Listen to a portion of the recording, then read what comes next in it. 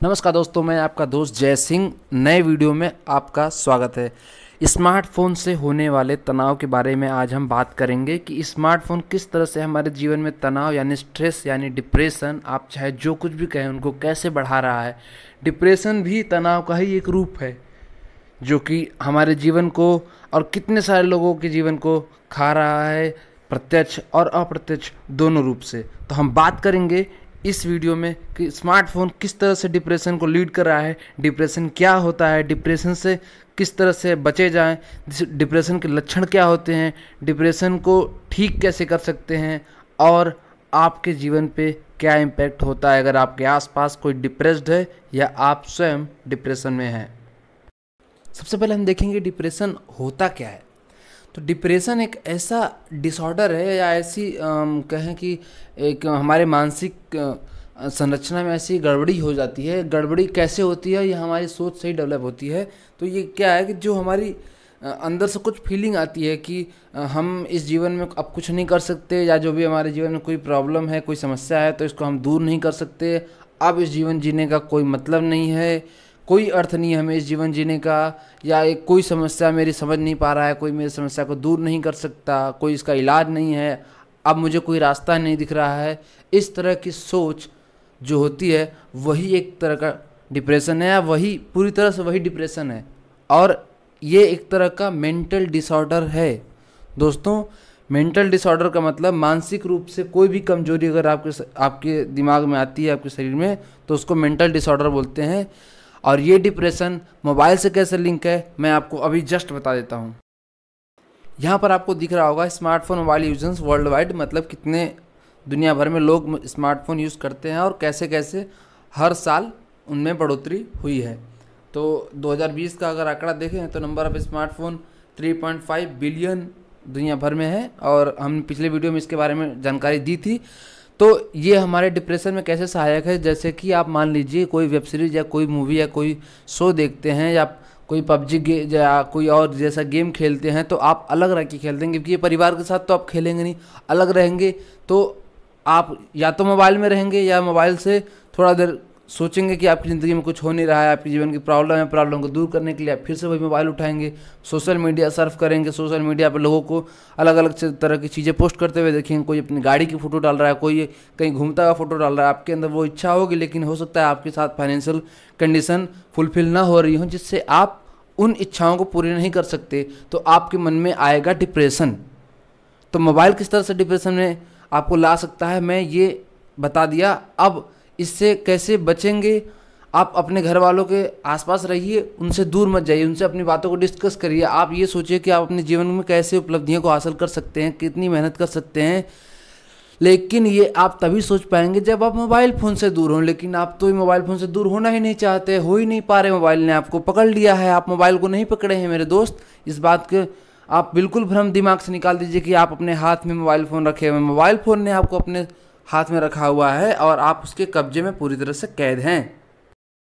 यहाँ पर हम आपको ये दिखा रहे हैं कि भारतवर्ष में 2015-16 में एक सर्वे हुआ था। इसकी रिपोर्ट ये बताती है कि 15% भारतीय वयस्क यानी कि एडल्ट डिप्रेशन के कारण उसमें फंसे हुए हैं, और 2012 में ऐसा अनुमान लगाया गया कि करीब 2,58,000 लोगों ने सुसाइड किया है ड्यू टू डिप्रेशन। और जो इनकी उम्र है 15 से 49 से, यानी कि ये उम्र जिसमें कि हम सबसे ज़्यादा ग्रोथ करते हैं, सबसे ज़्यादा डेवलपमेंट अपने जीवन में और देश के डेवलपमेंट में भी योगदान करते हैं।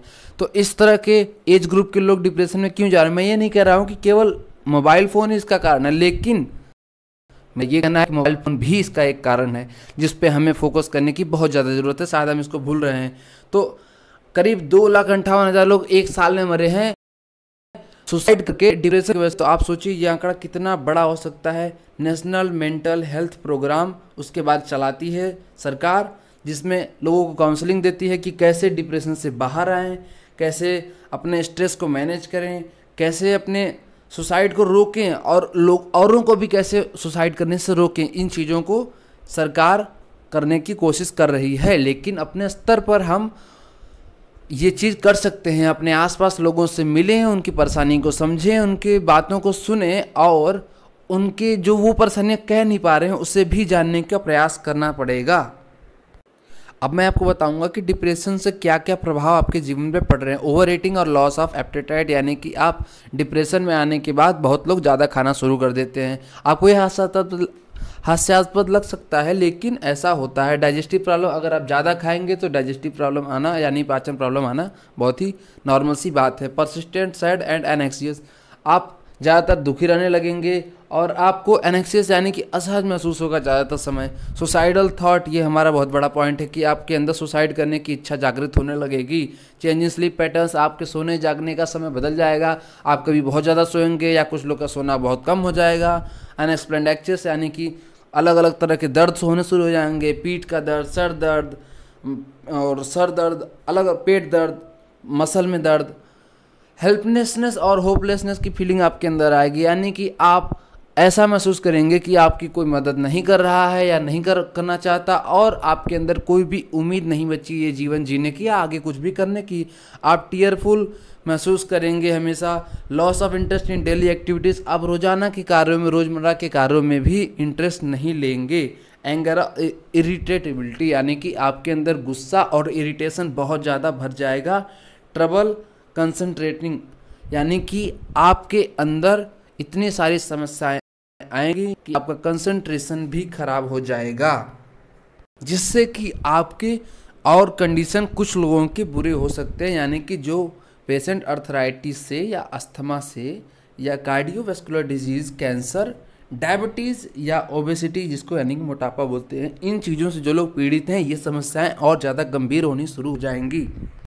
तो हम इन चीज़ों को कैसे दूर कर सकते हैं? आप अपने घर वालों के साथ, अपने दोस्तों के साथ वक्त बिताएं, उनको समय दें, मोबाइल फ़ोन से दूरी बनाएं, योग करें। योग बहुत बड़ा साधन साबित हो सकता है आपके डिप्रेशन को कम करने में। योग करने के लिए आपके पास समय ही नहीं होगा क्योंकि आप तो हमेशा मोबाइल पे यूज़ करते रहते हैं। सुबह उठते ही मोबाइल चेक करते हैं कितने मैसेज, कितने मिस कॉल्स या कितने टेक्स्ट आए हैं आपको। ये नहीं कि आप सुबह उठते ही थोड़ी देर योगा कर लें, थोड़ा जल्दी उठने का प्रयास करें। आप रात को देर से क्यों सोते हैं? क्योंकि आप ज़्यादा देर रात तक मोबाइल चलाते रहते हैं। क्या ऐसा नहीं है? ऐसा ही है। आप देर रात तक मोबाइल चलाएंगे इसलिए सुबह देर से उठेंगे, उसके बाद फिर से मोबाइल उठा लेंगे। आपका डेली रूटीन पूरी तरह से डिस्टर्ब है। अगर आप वर्किंग हैं तो भी, आप वर्किंग नहीं है तो भी, आप सुबह उठते ही मोबाइल चेक करते हैं, रात को सोने से पहले मोबाइल ही आपका अंतिम दोस्त होता है। इस आदत को बदलिए।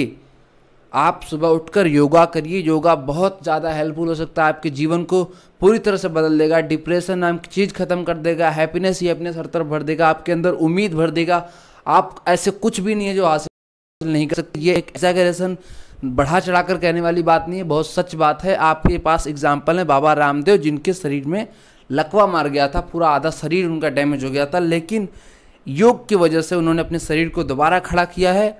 और ऐसे बहुत सारे एग्जाम्पल हैं जो लोग योग से ठीक हुए हैं। तो डिप्रेशन एक बहुत बड़ी चीज़ नहीं है। अगर आप चाहें, आपके अंदर दृढ़ इच्छा संकल्प है, इच्छा शक्ति है, तो आप डिप्रेशन से बहुत जल्दी से फाइट करके आगे निकल सकते हैं। लेकिन मेरे दोस्त, रास्ते में फिर वही रोड़ा बनेगा। मोबाइल फ़ोन, टैबलेट, लैपटॉप या इलेक्ट्रॉनिक गैजेट, इनसे दूरी ज़रूर बनाइए प्लीज़। मैं आपके आगे हाथ जोड़ता हूँ। ये सीरीज़ बनाने का मेरा यही एम था कि आप लोग डिप्रेशन से दूर रहें और मोबाइल से, स्मार्टफोन से दूर रहें। आप अपने जीवन में जो चाहें वो कर सकते हैं, लेकिन स्मार्टफोन का सहारा लेकर, ना कि स्मार्टफोन में खोकर। स्मार्टफोन से अपने बचें, अपनों को बचाएं और दुनिया में जो चाहते हैं वो करके दिखाएं। Thank you so much for watching the series. Thank you all.